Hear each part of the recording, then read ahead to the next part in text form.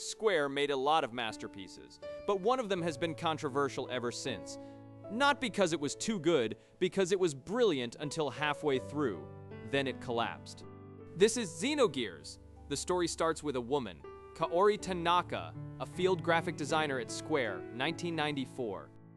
She wrote a short story about a mercenary with multiple personalities, inspired by psychology, split personality, the subconscious. She gave it to her husband, Tetsuya Takahashi. Takahashi read it and went crazy. He wanted to put it into Final Fantasy VII. The pitch went up, it got rejected in one sentence, too dark, too complex, not right for Final Fantasy. But Hironobu Sakaguchi saved them. The father of Final Fantasy, he believed Takahashi could lead his own project. First, he assigned them to a Chrono Trigger sequel. Then plans changed. He let them build something entirely new, codename Project Noah. The condition was 2 years to finish.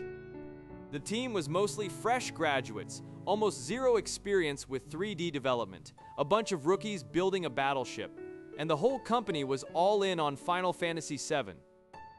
Xenogears was the stepchild from the start. Takahashi's original design didn't have mechs. He used Final Fantasy-style summon beasts, but he was a robot fanatic at heart. Partway through, something felt wrong. He scrapped all the summon beasts and replaced them with mechs. That decision changed the entire game. The combat system was something special. A hybrid of fighting game and turn-based RPG. Triangle for a light attack 1 point, square for a medium 2 points, cross for a heavy 3 points. Each turn has limited action points. You have to figure out your own combos, hit the right sequence, and you trigger a death blow. But death blows aren't free. You have to practice them in battle. Do them enough times and they unlock. Every fight matters. You're not grinding, you're training. The mech battles were even crazier. Mechs have their own fuel gauge. Light attacks cost 10 fuel. Heavy attacks cost 30. You have to balance firepower and endurance. Charge to level 3, and you enter Infinity Mode. 3 turns of unlimited attacks. Fighting game feel meets giant robot romance. In 1998, nothing else came close. But what made Xenogears legendary wasn't the combat. It was the story. Takahashi and Kaori Tanaka wrote an epic spanning 15,000 years, split into 6 episodes. Xenogears is episode 5. After you beat the game, a line appears on screen.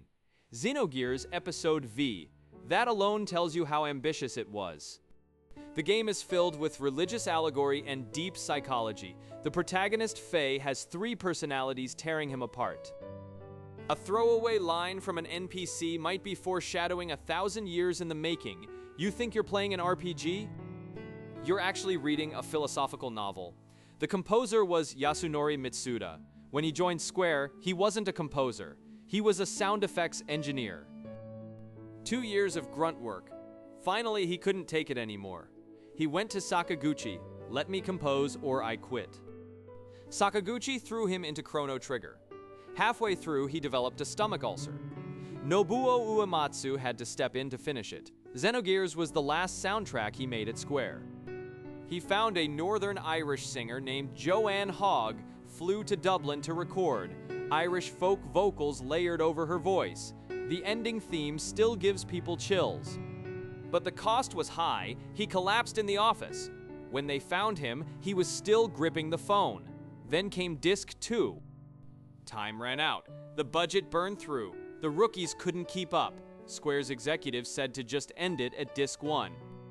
Takahashi refused. He came up with his own plan. Finish the story through narration. So Disc 2 became a slideshow. The protagonist sitting in a dark room, narrating. Stills in the background, towns gone, dungeons gone, exploration gone. But the story was finished. Takahashi said he has no regrets. If they'd only released Disc 1, the story would never have an ending. An incomplete whole is better than a polished half. You don't have to agree.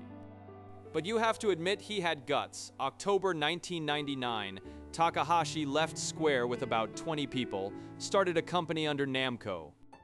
He wanted to make a Xenogears sequel. Square said no. The rights belonged to Square. He left with nothing. He went on to make Xenosaga, then Xenoblade Chronicles. It became Nintendo's most important JRPG franchise, but a Xenogears sequel never happened. Square poured its money into a CG movie, lost over $100 million. By 2003, Xenogears had shipped 1.19 million copies worldwide, 910,000 in Japan, only 280,000 overseas. Compared to Final Fantasy VII, a footnote, but 20-some years later, when you mention Final Fantasy VII, people say classic. When you mention Xenogears, people say regret. Those two words carry very different weight. Open the Perfect Works art book, Takahashi's 6-episode timeline. Episode 1 is an interstellar war 15,000 years ago. Episode 2 is Genesis 3 and 4. Each have their own rise and fall of civilizations. Episode 6 is the grand finale. Only Episode 5 was ever made into a game. The other 5 will forever be just a few lines on paper, like digging a well in the desert. You know there's an entire ocean underneath, but you only got one sip of water. That one sip is enough to last a lifetime. Follow me, we'll talk again next time.